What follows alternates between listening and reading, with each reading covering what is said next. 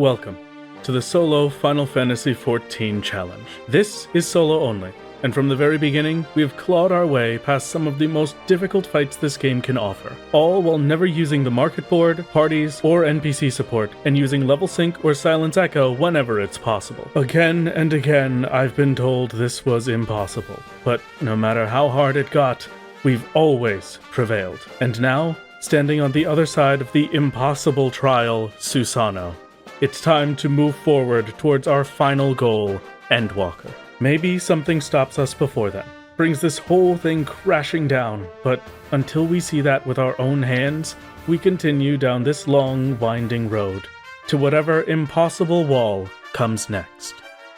The end of Stormblood is in sight. There are only 3 instances left before we've reached the next phase of the main questline. 2 dungeons and 1 trial. The goal for today is to clear the next dungeon on that list, Castrum Abania. And I owe you an answer for a certain cliffhanger from last video, but you'll see that soon. With Lakshmi's marathon fight behind us, a few quests stand in our way before we get there. Yeah, next is Castrum Abania. I'm so very excited for Castrum Abania. If you did not watch the speedrun video, then you might not know the suffering of Castrum Abania. Let me just tell you a silly little story real quick. We did really good speedrunning Stormblood up until I had to queue in for Castrum Abania. And the queue for Castrum Abania took like half an hour. And then I just went in with duty support. It took an extra like 20 minutes because I was using duty support. So that was not a great time. I am really hoping that it goes by super quickly and super easily for solo, so I do not have to re-experience the trauma of Castrum Abania. While this guy does some quests, we've got the goal of hitting 50,000 subs, so if you haven't already, maybe subscribe and like the video while you're down there. If Wrath doesn't have the DPS to get the tail, he won't get the carve. You're right. If I don't get the carve, then I lose out on my plate chance, and I'm gonna have to grind this out for— Don't! Stop. Get out of my face. Give me a heart attack. I hate that. Didn't know Final Fantasy had jump scares like that. Well, welcome to the new video game. Everything is a jump scare. I feel like it's a little suspicious to just kind of be hanging out over here and like resting yourself up against a wall for no reason. Castrum Abania has been unlocked. With Lakshmi down, we're headed on towards the rest of the MSQ. A quick run to the southern half of the peaks, unlocking a lot of the crafting recipes we were unable to make before. We finish up some chats with a random Rogadin, and Castrum Abania is unlocked. Here you go. Here you go. There's your voiceover spoiler. I'm so cursed to hear this live. I don't know. What do you mean? Come on. Could you imagine? Wait, hold on. Every time I do something, I have to just stop, and then afterwards I say the line that I'm gonna do. That would be sick. That would be the worst script writing I've ever done, but it would be hilarious. Hi there, Editor Wrath here. This is when I decide to start doing voiceovers in video, because I can't be asked to do it in post. Okay, back to the real voiceover, please. Castrum Abania. A deep-seated fear engulfs my very being as the word Castrum dances across my screen. Armed with missiles and gravity damage, these hulking metal behemoths are built with one purpose: to stop me. The horrors of Doma Castle still fresh in our minds, especially after the jump scare earlier. We push on, anxious to see what foes this accursed hall held. Surely this time will go better. I hope, I beg. With warriors healing, none of the normal enemies are a problem, but I'm reminded of something during the pull. Oh, I finally actually have inner release for a dungeon. And just a few moments later, it clicks. Wait a second. Chat? I've just come to a bit of a realization. Inner release is a debuff. I should not have unlocked inner release. Unlocking inner release is legitimately the worst thing I have ever done. In the last episode, I mentioned the greatest mistake I had ever made. A permanent stain on my account that I can never undo. A thoughtless decision that would alter the course of my progress forever. I can only use the crit direct hits on Fell Cleaves. I cannot Fell Cleave during fights. Unlocking Inner Release, Warrior's level 70 ability, comes with one tiny detail that has never mattered to anyone but me. Berserk, the ability replaced by Inner Release, is a very simple and basic ability. The next 3 attacks I make are a critical direct hit, or in other words, the max damage they can deal. Inner Release does the same. The next 3 attacks are critical direct hits, but not really. Inner Release only works on Fell Cleave and Decimation, where Berserk would work on any of my attacks. Normally, this is a good thing, preventing you from accidentally wasting a big hit on one of your weaker attacks, but for me, this is devastating. Every last bit of health I can get is extremely important. I need to constantly be healing, so I want to use my Storm's Path combo, Warrior's 3 basic attacks, as much as possible. Storm's Path heals me for 1300 health, but only after using the other 2 attacks first. One heal every 3 hits or every 7.5 seconds. I used to be able to use my 3 critical direct hits on this combo, using Berserk every time it was available and increasing my damage per second exponentially, but with Inner Release, I now have to stop healing and use only Fell Cleaves for 3 attacks. That's 15 seconds before I can heal with Storm's Path again. For a lot of the fights we faced, the healing required was so tight that I didn't ever have the breathing room to use Fell Cleaves. So now, my big burst of damage every 60 seconds has turned into maybe some extra damage if the boss lets you. If I had just never touched the quest, everything would be fine, but now, we've essentially lost Warrior's most powerful ability until level 90.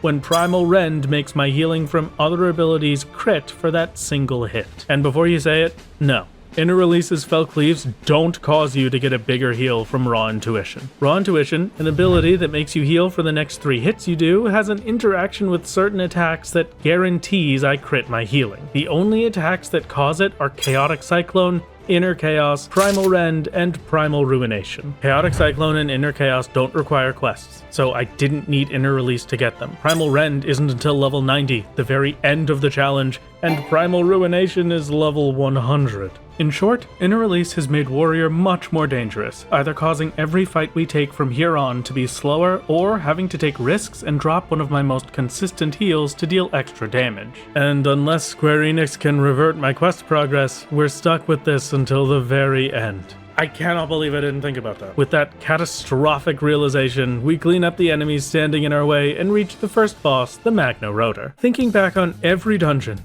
every trial I have ever done, this boss is, without question, the easiest yet. Magitech Fire 2 is a big ol' fireball he spits onto the ground. If you stand in the yellow circle, you take damage. Don't do that. Magitech Fire 3 hits everyone in the fight for about 1800 damage. And then Magna starts casting Wild Speed. 2 groups of additional enemies spawn while Magna dashes around the arena 4 times. The Garleans he spawns will sit at the cannons at the east and west sides, and after a brief pause, Magna does another 4 dashes. The cannons will occasionally fire a large attack towards you, but it's easy to step out of. After killing the soldier defending the cannon, you can use it to hit Magna and end his dashes. The shot stuns him for 3 seconds, and the fight continues with Wheel, an instant tank buster, dealing 6,000 damage. More cannon shots and Magitech Fire, the Garleans eventually run off, and after using Magitech Fire 2 more times, the boss starts casting Wild Speed once again. This cycle continues until the boss dies, but I get a weird idea. Did I even have to use the cannon? While Magna was using Wild Speed, he wasn't auto-attacking me, and he definitely wasn't using his strongest attack, Wheel, so the next time around, we decide to ignore the Garleans and their cannons to see what happens. And turns out, nothing happens. In fact, not stunning it gives us extra time to just focus on dealing damage, so that's an entire mechanic that we get to ignore on purpose. Poor boss has 1 attack and it's irrelevant. Yeah, poor guy. He's trying his best, okay? Really easy boss. Okay. That's probably the easiest boss we've ever done. Boss down, we slap some enemies out of our way and head on towards the second boss, subject number 24. And if you thought Magna was the easiest boss we've ever done, boy have I got a surprise for you. The first cast is Elemental Overload, an attack that hits everyone in the fight for 3,500 damage while also assigning an element to subject 24. Ice Phase starts off by firing icicles from the sides of the arena in a grid pattern, leaving a checkerboard of safe spots all around. Then, number 24 casts Blizzard 2 on random targets, hitting for 3,100 damage. After using both of these, he does them again, twice, in quick succession. Collapsing from an overload of ether, the boss becomes vulnerable, taking extra damage from my attacks. 10 seconds later, he casts Elemental Overload again, this time entering Lightning Phase. 2 towers appear, requiring 1 person to stand in each of them. An impossible mechanic for me to resolve. Standing in one properly, the other explodes and gives a vulnerability up debuff, increasing the damage I take for the next 2 minutes, followed by Sparking Current for 2,600 damage. And just like in Ice Phase, after using both of his attacks, he uses them again twice in quick succession. The final tower hits for 4,000 damage through my shield and leaves us with 3 Vuln stacks. Weakened once more, subject number 24 casts Elemental Overload once again, entering the final phase, Fire. Things start easy, just some big cone-shaped attacks to dodge, but then a party stack, dealing 13,000 damage, even with a 30% damage reduction from Vengeance. And then it happens again, with the final stack hitting for 17,000 damage. I hadn't mentioned it before, but the second time he uses each attack, it's stronger than the first. Barely scraping by, we re-enter Ice Phase, and my Vuln stacks hadn't gone away yet. His ice attacks are weak and easy to dodge, giving us time to heal back up.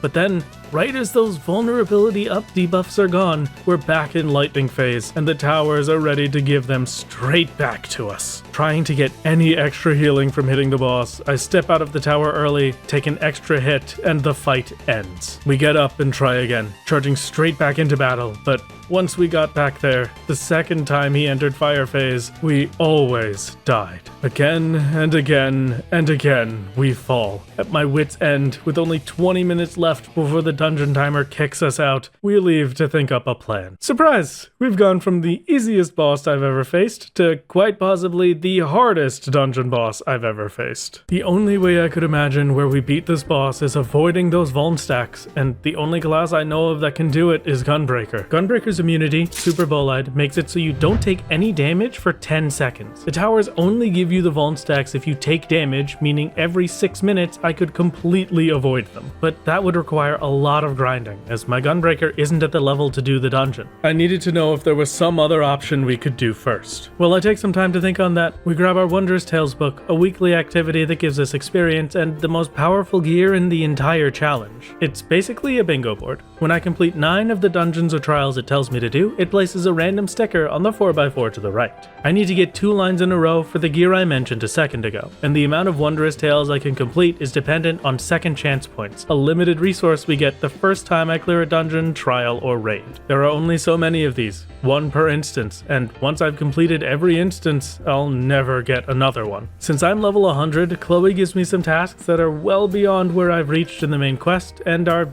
basically impossible. For the ones I can do, I can spend a second chance point to complete them multiple times and reach the 9 I need to finish the book. 6 of the Wondrous Tales options were unlocked and completable, the most I can get. So I head off, grab a treasure map, get a treasure portal.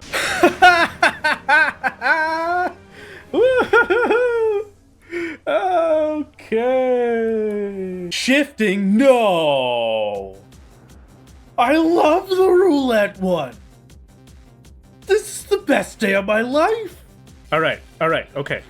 It's gonna land right here, and then it's gonna tick once over to red.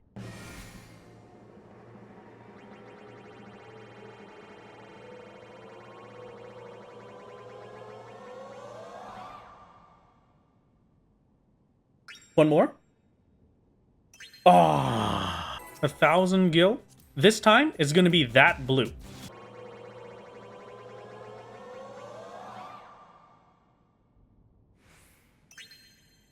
We're going all the way with this one. This is it. My moment. I don't care if I just jinxed it. We're going. This is the patrol. Here's the patrol model. And it's also using the patrol attacks. Why did you point that out to me? I could have been in blissful ignorance. Oh my god, it even has the mouth. Oh my god, it really is patrol. This is literally just patrol. Grade 1 race we have intelligence, not vitality. Okay. Thanks, Monty. It's very kind of you. Okay. It's very kind of you both. Thank you. No, it's fine. It's fine. I'm gonna... We're safe. It's fine. Ah, come on. How could they? Get kicked out in our prime, and finish the first of our stickers. The next day, still trying to think up a plan, we fill out the rest of our Wondrous Tales book. We have 6 total things that we are able to complete, and that is basically the best we can possibly get. So today, we're doing a little bit of Wondrous Tales, huh? Tantara normal and hard mode, Alexander Fist of the Father. Very nice.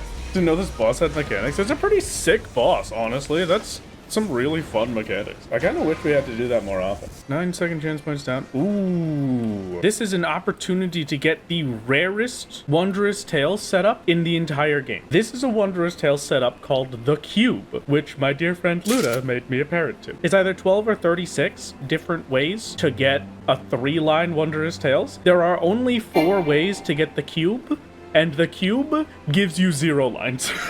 This is a very scary setup. Chloe loves you so much, she's going to give you the ultra rare one. Please, anything but that. I beg. You don't understand. And now we're at a crossroad. I have 9 second chance points. Completing Bismarck Extreme or Sephiroth Extreme will both get me a second chance point, but you can't hold more than 9, so I have to use a retry before we can continue. A retry doesn't just let you do a particular trial again, it blocks out another random option from the board, so right now there was a 1 in 6 chance of it wasting the Sephiroth or Bismarck fights. Please, block out Susano, or Rival Wings, but Susano preferably. Not Bismarck. Not Sephiroth. Please. You've gotta be joking. Still doing it. I guess I'll just do, we'll think about it when we get there. Okay, for now, I'm gonna do Bismarck first. One quick unlock later, Bismarck falls. Okay, there we are. It only took 25 minutes. We complete Tamtara again. Actually, one more time. And we've got 7 stickers on the board. Now we can use our second chance points for the other option, shuffling. At or below 7 stickers, you can spend 2 points to shuffle the board, placing them all in new random spots. The only thing I care about is getting 2 lines for a silver certificate of commendation. So we'll be spending my shuffles for the best chance at that. This first setup has an 8%, then 8% again, and again, dropping as low as 5% before this.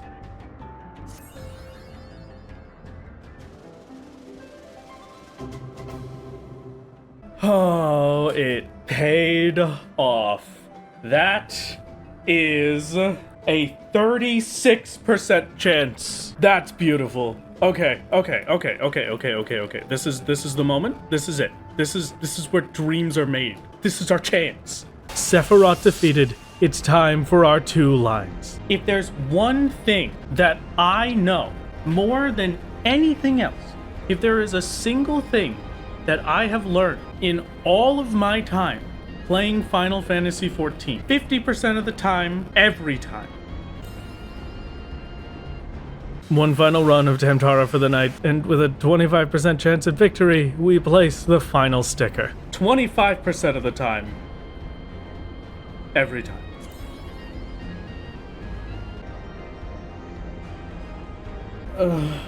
Chloe does not respect honor or tradition. True. Honestly, true. But all is not lost. At the very least, we've completed a Wondrous Tales book, and just getting 9 stickers on the board is enough to earn an entire level from my Gunbreaker. And speaking of, we're set on using Gunbreaker to avoid the Vuln stacks. Only thing left to do is level it. Castrum Abania sinks us to level 70, so we'll need to get 9 levels off Heaven on High before we can get to testing. When you really consider it, for more than a moment, a pretty normal meal, I would like to think, for some people. I don't ever do it, but is like a tomato soup and grilled cheese, and then you dunk the grilled cheese into the tomato soup. That is just pizza with extra steps. So that is soup pizza. Why are we back with Gunbreaker? Okay, so here's the deal. Second boss of Castrum Abania has a lot of stuff in it that requires shielding, and for that, I mean, if I want to survive that boss, I'm gonna have to shield through Vuln stacks, and my best bet for that is Gunbreaker. So with that in mind, we're gonna have to get our little guy set up and ready to go. I have not touched Gunbreaker since A Realm Reborn. Rough Divide. Wait, they got rid of my dash? What happened to my dash? I have a 10-second duration where I do not take damage, and so I do not gain the debuffs from anything that provides debuffs by dealing damage.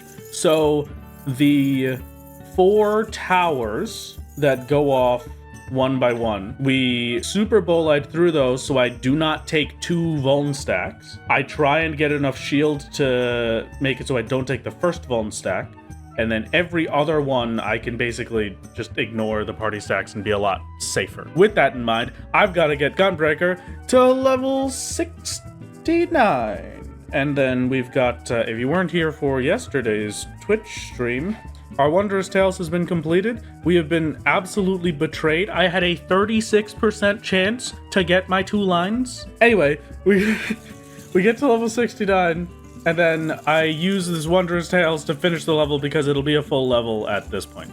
And Heaven on High should be very fast leveling in this level range. We shall see.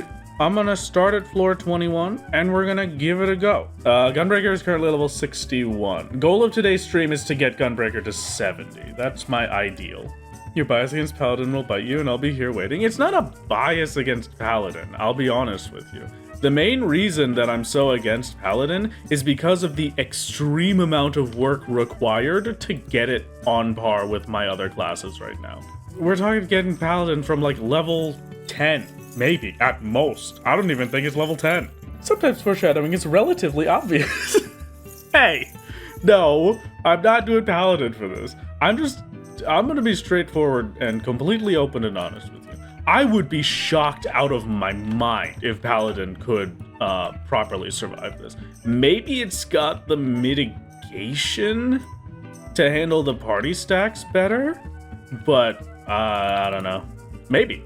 I haven't played Paladin enough. Chat, help the hiccups. Okay, hold on. Are you allergic to peanuts? This is important. I have a 100% guaranteed method to get rid of your hiccups, but you need to not be allergic to peanuts. I want you to go into your kitchen, take a spoon, take like a quarter spoonful of peanut butter, and just put it in your mouth. And it will immediately be gone. Okay, Grandma? What do you mean, okay, Grandma? How dare? What the heck? We'll worry about all of the future stuff later. For now, I'm living my best life.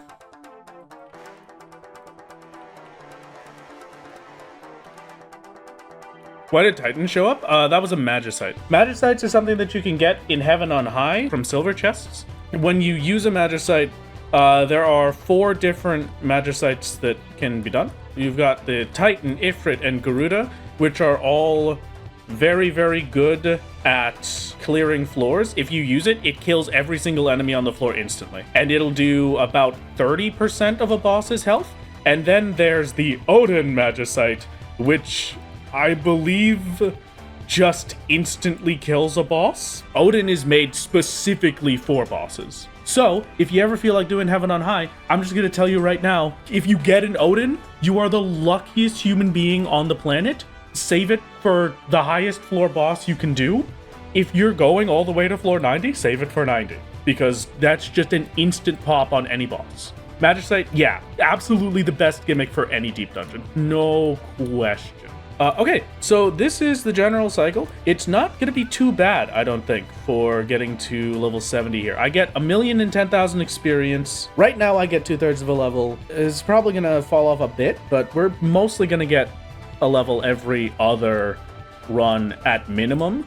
That was 1,010,000 XP. Yeah, I have. So, okay, let's talk about experience. It's been a while since we've had any experience chat. 300% XP bonus. That is my Road to 90 buff. The Armory bonus, we get the 2 times experience from Road to 90, and then it turns into 4 times experience with the 300% XP bonus. So Armory bonus, if you didn't know, is just your lower level classes will get a 100% boost to experience gains. If I'm on Astrologian, I'll get an extra 100%. Because everything is below level 100, we get that Armory bonus forever. Base XP for Heaven on High is 250,000, double what Palace of the Dead gave us, basically.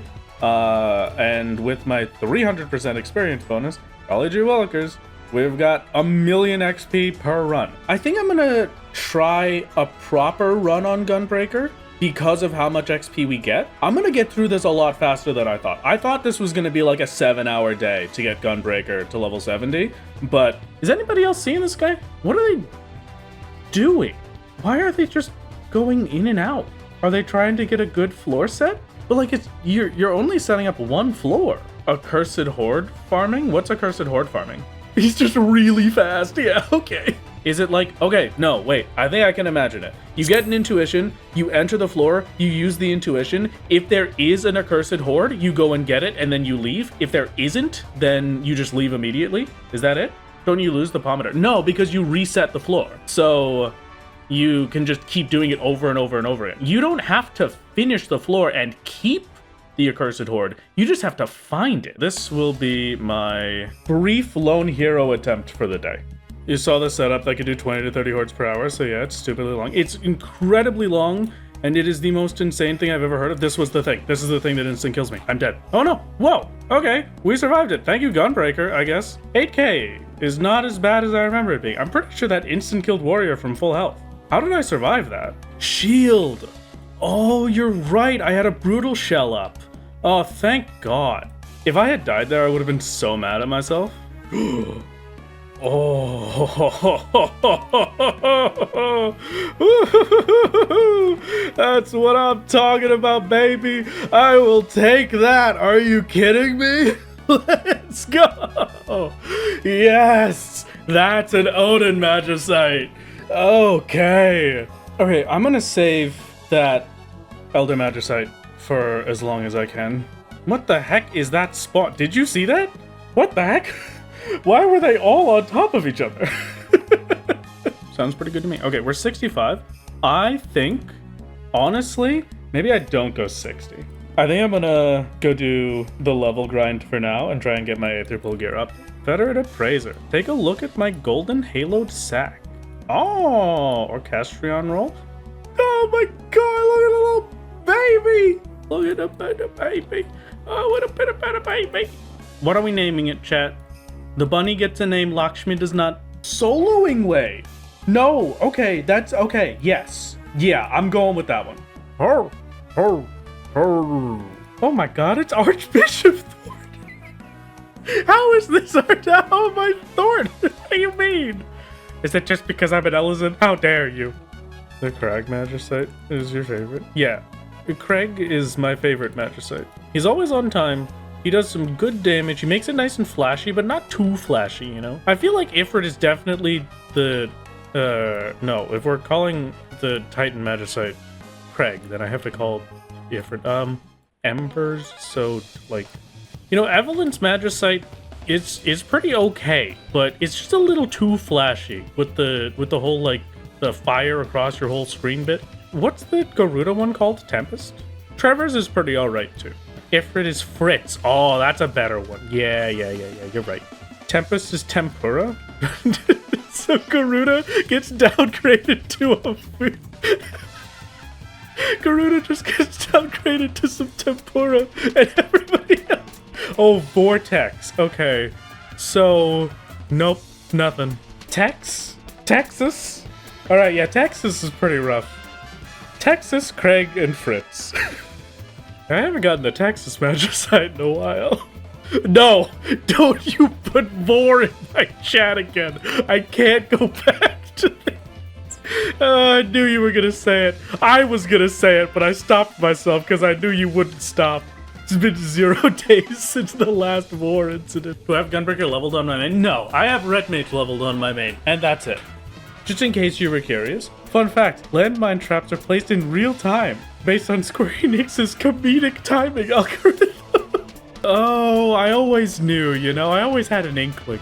Heaven is a lonely place. I will admit, I'm getting a little nervous time-wise. If 51 to 60 took most of the time, I might just not continue this run until I'm 99.99 just to be super safe. Now level 68. Okay, so 2 more runs and then we're finished. I don't even have a fortune. Okay, if this is a fortune, I'll Magicite. I'm a man of my word. My power of foreshadowing is fascinating. It's a trick that I picked up a while ago. If you foreshadow something, the universe thinks it's funny, and so it'll just do it. Is that what one would call streamer luck? No, I don't have streamer luck. You've seen my Wondrous Tales, okay? Okay, yeah, I only need 300k to finish off the level. I'm just gonna go finish off the level with some leave quests. We can head over to Old Congratulations, we are now level 69. Level 70! I will take my new journal now, Chloe. That's pretty good. 1, 2, 3, 4, 5, 6. 6 is good. 6 is a number that I'll willingly do. Oh, this is the guy that I get to turn into a monkey with, right? What was it, a bird? I get to become a bird? Oh, he becomes the monkey. No. There's a literal gorilla in this fight. Shut up, me. I know what. Okay. Hey, that's what I'm talking about, baby. All right. Not bad. Just don't do that multiple times and we're good. Okay, that was a pretty cool fight, honestly. And with that, I am getting the heck out of here. Leveling is done, but now we need a weapon. Since Gunbreaker was released in Shadowbringers, there's unfortunately no level 70 crafted gunblades from this expansion, leaving us with two options. Desynthing items from a merchant to craft a weapon for the next expansion, Shadowbringers, or using Centurio seals to buy the special eye-level 340 hunt gear. I don't know. I think I'm gonna try and avoid that for now, and I'll just go for the hunt gear. What hunt gear? The Centurio hunt gear. So the 340. Oh, I see what you mean now by what hunt gear. I'm currently understanding the problem you were talking about.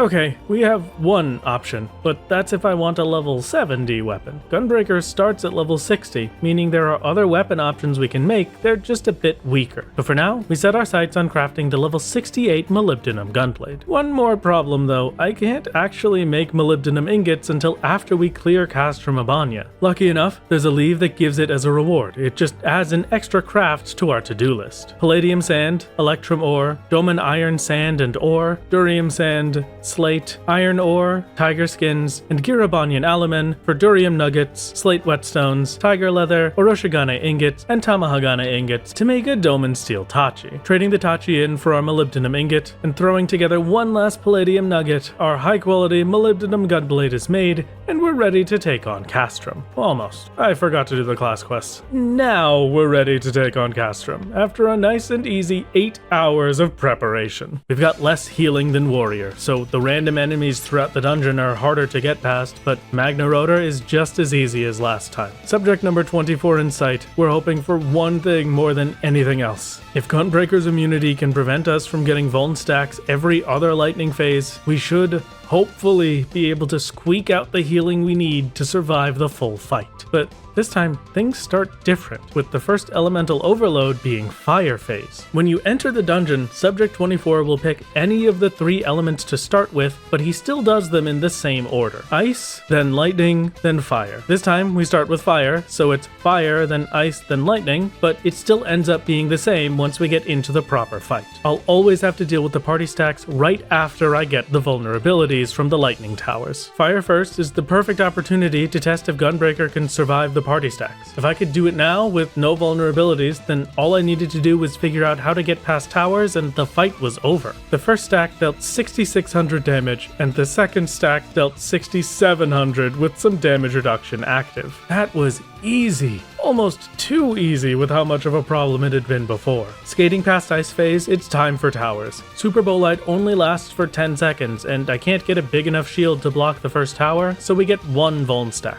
Using Super Bolide at the last second, the plan works and we avoid the next 2. With one Vuln stacked and Nebula, the strongest damage reduction I have, the first stack is only 7500 damage. Much more manageable. But with Nebula spent, the next hit deals 12,000 damage. One singular vulnerability up debuff had almost doubled the damage I was taking. And now we've entered the hard part of the fight. Super Bolide wouldn't be up for 5 more minutes, so we had to survive the towers without it. I could only use it every other cycle. Without my immunity, we're no better off than Warrior, getting 3 stacks heading into Fire Phase. Using a shield and 10% damage reduction, the first attack deals 15,000 damage, 83% of my max health. Taking the next one much more seriously, I use every mitigation I have, getting upwards of 50% damage reduction. But I had no way to heal back up, and we died to another 10,000 hit. If I used Aurora earlier, maybe I might be able to pull that off. Yeah, only 10k. That's definitely pretty good. 10,000 is survivable. I just had to figure out how to get enough health to do it. After a few more runs, it seemed like each Vuln stack increased the boss's damage by something like 66%. With 3 Vuln stacks, I was taking double or triple the normal damage. It's a bit hard to tell since attacks don't always deal the same amount. A few deaths in, my last resort is saving all my mitigation for Fire Phase. If I could just tank the lightning towers without my damage reduction, we may have enough to live, but... No, I die without some mitigation there. At this point, we were stuck in just the same way Warrior was. We were doing well, getting the boss to 50% every time, but with no real way to survive that second Fire Phase, I was at my wit's end once again. That count as a continuation of the Magitech curse? Yeah, I would call this a Magitech curse, definitely. Is it directly a Magitech? No, but it's pretty close. Gunbreaker had lost, and I was no further than before. I was ready to accept my fate and switch to Silence Echo instead of level sync, but one particular solo had other plans for me. I could, technically, survive this fight on Warrior or Gunbreaker, but it would all be luck-based. I needed to crit my healing at just the right time, just like with Hexadrone, but I couldn't bear the idea of it. I couldn't let random luck be the way I solved 3 bosses in a row. There was another way. One I had been living in fear of for the past few months. Callus, one of a special breed of solos that tries to make their favorite class work for everything, had a way for me to consistently, without relying on luck, get past this boss. Their number 1 class, Paladin. And with other solos like Azure verifying it would work, we found our answer. An answer I was not happy about. See, Paladin has always been brought up during this challenge, with people constantly pushing it as an option to clear things, but up until Stormblood, Paladin was a much harder class to work with. Warrior and Gunbreaker both have attacks that heal them. I get health back while dealing damage to the boss. Paladin, on the other hand, doesn't get that until level 84. The only way it can heal is with its spell, Clemency. Clemency is a big heal, don't get me wrong, but it takes time to cast, makes me stop attacking,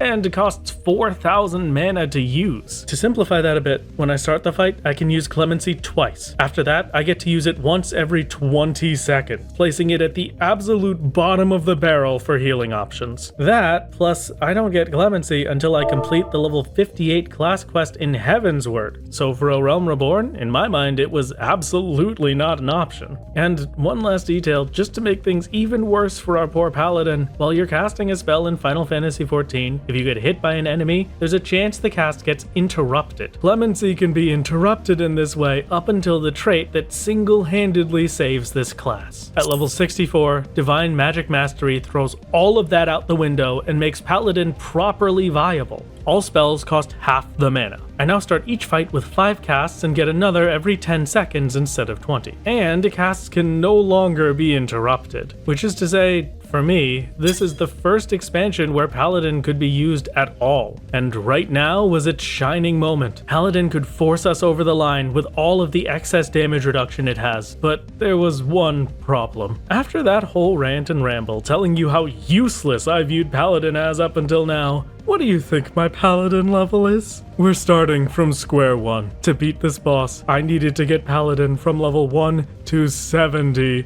and complete all of the class quests in between. Using Wondrous Tales to cope with the grind I was about to do, we get some new friends. Oh my god, wait, an actual later, hold on, whoa, look at that. Our first bird. That sounds it. Oh my god, 2 in a row. Okay, hey. I'm not complaining. I'll take 2 free birds in one day. But all good things come at a cost. No, wait, no. Chat, we're using all of our luck on the stupid birds. I don't want the birds.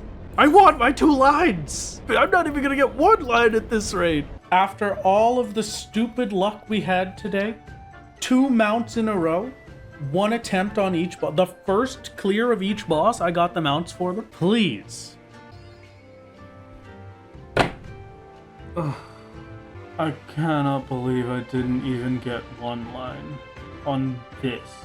3 of the 8 possible options. Look at the bright side. I don't know where it is, but look for it. Yeah, true. Okay. Cursing Chloe for her malice against honor and progress, we head off to sleep. The next day, after almost 2 years of soloing Final Fantasy XIV, the last of the tanks, Gladiator is unlocked. Now, normally, I allow myself to use weathered gear, as the level 1 items from these early classes can't be crafted or replaced, but I had a bit of a fun idea. I wouldn't allow myself to use that weathered sword. If I wanted to unlock Paladin, I needed to get the only other level 1 sword I could access, the Halicarnassus sword from the Gold Saucer. Let's go gambling! 100,000 for a Halicarnassus sword. I mean, that's pretty close, actually. To my surprise, though, I had an astronomical amount of MGP from back in November of 2023 when I completed the fashion report. So we're just 10,000 MGP away. Oh my god! Hey! Alright, that's all it takes, you know? Sometimes you just have to be good at the video game. And now, I am allowed to be a paladin. Early levels are easy. From levels 1 to 27, we can use the hunt logs. Every class released in A Realm Reborn has access to the hunt log, a list of enemies to kill for a ridiculous infusion of experience. Especially on the road to 90 worlds, this is as overpowered as it gets. Occasionally, the enemies start to outscale us, so we craft up a brass Viking sword to speed things along. Though, only making upgrades to my weapon proved to be a bit more of an issue than I originally expected. Maybe I should get on level gear, but also I'm just kinda lazy. Fun fact. Gladiator and Paladin split its stats between sword and shield. You're technically fighting with 2/3 of a weapon. Oh! All slots. I'm not doing it. You can't make me. You can't make me. I'm not fishing today. Gladiator gear set. Now I just need to get these. And it's all brass, I think, right? I love Gudetama. He is the greatest thing that has ever been placed on this earth. This barren wasteland of an earth was revived singularly through the means of Gudetama. There was one time I went to a big Asian market in New Jersey. There was a big bag of cookies, and it was Gudetama cookies. And it was like, the middle of the cookie was like insanely soft, like almost as if it wasn't cooked. I have not been able to find them ever again. I do not know what they were called. I cannot find them, and I never will. These tiny little custard cookies have escaped my grasp. And so now, while once I loved Gudetama, I have now decided that Gudetama is the harbinger of pain and suffering. Wait, that's it. Wait, that's it? That's it! That's my cookie! Wait! That's totally it! Oh my god, thank you? That's it? That's the one! Okay, this is what I've been searching for years. And these were the most incredible cookies I've ever had in my entire life. I have never found them since, and unfortunately, the only place that sells them that is on the internet says that they are sold out. So, so I can't get more of them anyway, but at least I know what they are now. Oh, unlikely to be restocked. I can't even get them anymore. No. They're a limited time cookie from 2019. You're joking. I can never have it ever again. Actual gear done. I'm never upgrading my gladiator gear ever again. The hunt log unlocks new options every 10 levels, and with the 21 to 30 log completed, sitting pretty at level 27, we needed another way to finish our gladiator grind. The level requirement for Palace of the Dead is only 17, so we can do some quick runs of that to push us over the line. Even after the hundreds of hours I've spent in here, trying to clear floors as a gladiator instead of a paladin and missing 50% of my attacks is a real unique experience. That was a lot of XP, 90,000. That was almost 2 levels in one. Palace done, the class quests finish our levels off, and Gladiator is thrown to the wayside forever with our new ray of light, the Paladin Jobstone. 30 levels down, 40 more to go. Now that Paladin is properly unlocked, we'll need a plan for those last 40. Palace. It's Palace. You knew that already. We always know it's Palace, okay? Taunt me all you want. Go ahead and type, oh, but Wrath, you said last time we were done with Palace forever. I know, okay? It's called coping. I already had to sit through it once, and I don't particularly want to sit through it again. So this is going to be a good few hours for me, and about 30 seconds for you. Fantastic. Level 60. Now we get to do some math. Will my challenge logs get me there? So it's 1.1 mil. Okay, so we do this and then it is just one palace run left. That's much better. Very nice. Okay, yeah. Thank God. Challenge logs and paladin quests finish off our palace leveling, and we can head straight back into a different deep dungeon, heaven on high. Is that my internet out, or is that... I mean, stream still looks fine. Hello?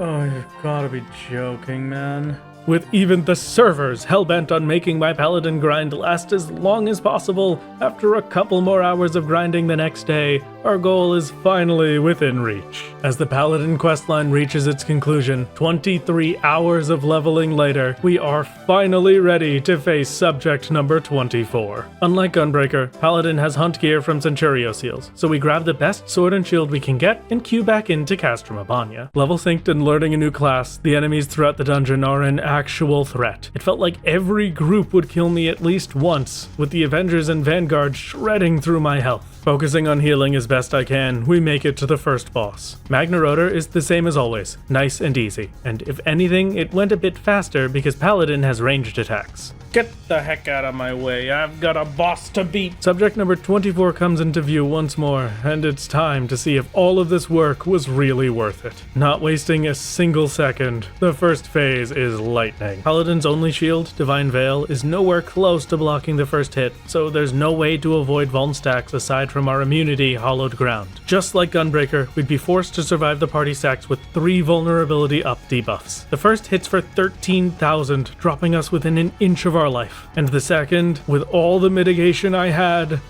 was livable. That was it. That's all I had to see. We could do this. I just had to be sure I was at full health for every hit. One last change. When Subject 24 started fire phase, I ran to the edge of the arena. The time it takes them to walk over to me is just long enough that they only auto-attack me once before returning to the center for their casts, where previously they attacked me twice. That extra 3,000 health was all I needed, getting as much mana out of my attacks as I possibly could, comfortably making it past every party stack over 30 hours since our first encounter. Subject number 24 falls. It has been a pleasure to see you, 24. Get out of here, baby! Okay.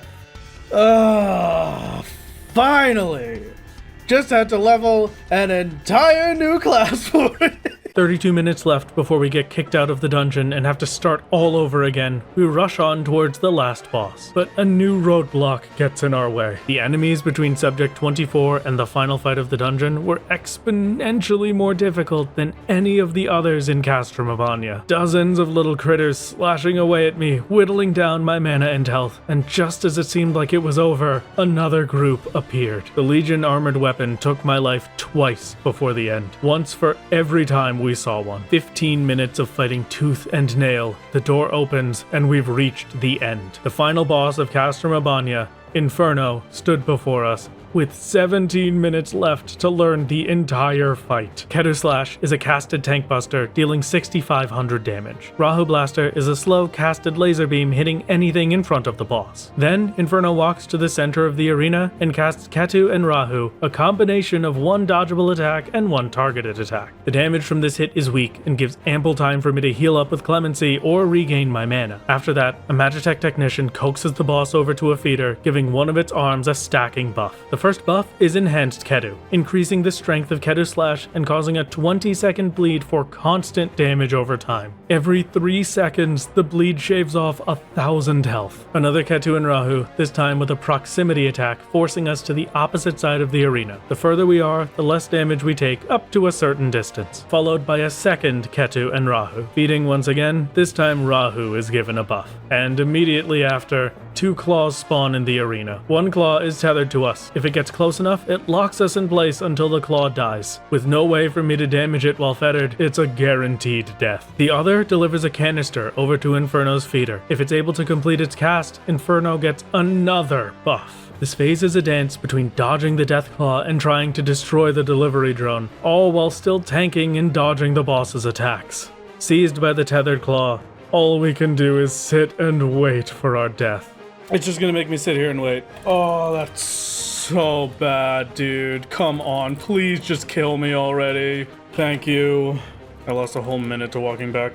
Back at the same point, Requiescat, a paladin ability that makes the next 4 spells buffed and instant casts, manages to kill the claw in 2 hits, but now we're completely out of mana. With no way to heal, Inferno kills us with a 7500 damage Ketu Slash. Also, with that death, we get to see that the buffed Rahu arm means every time we get hit with Ketu Slash, it gives a vulnerability up debuff, just like Subject 24. At least this one only lasts for 20 seconds. In the 4 minutes we had been fighting, I only managed to get through 25% of the boss's health. 9 minutes left on the instance. It was hopeless. We lost to a timeout and have to start again from the beginning. During that run, I ran out of shakshuka, the best food buff available. Gagana eggs and Dravanian paprika are all we're missing. And with 6 hours worth of shakshuka ready to go, we head back in. It was plain and obvious now that subject number 24 wouldn't be our only problem. This dungeon was incredibly tight on time. If I wanted to beat the final boss, still not knowing his last mechanics, I could not afford to die. Taking down Magnaroder 5 minutes faster than ever before, things were looking up. An entire hour left at the second boss. I had no doubt in my mind that this would be it. I just needed to be perfect for a little bit longer.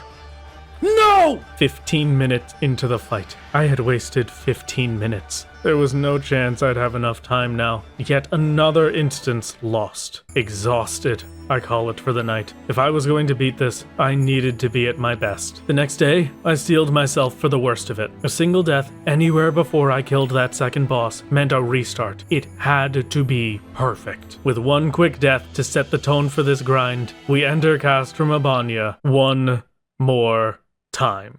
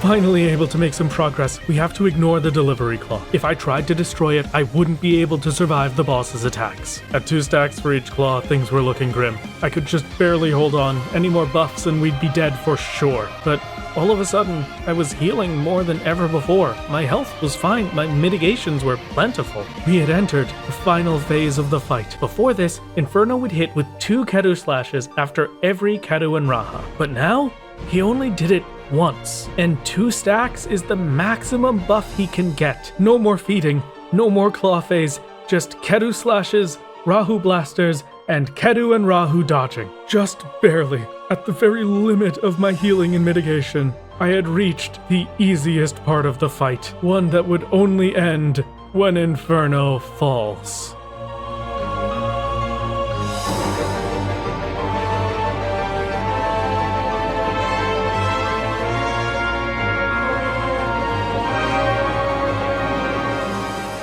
Oh!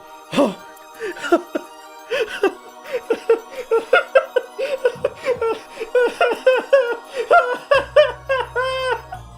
Yes! Yes, dude! Castrum Abania complete. That is a 78-minute swift completion. Oh no, yeah, there it is. 78-minute swift first time completion. Thank you, video game. And now, 31 days and 3 hours exactly to get past Castrum Abania. Skip it the cutscene. Get me the heck out of here. We did it, baby. Oh, I am never going to be able to queue back into Castrum Abania ever again.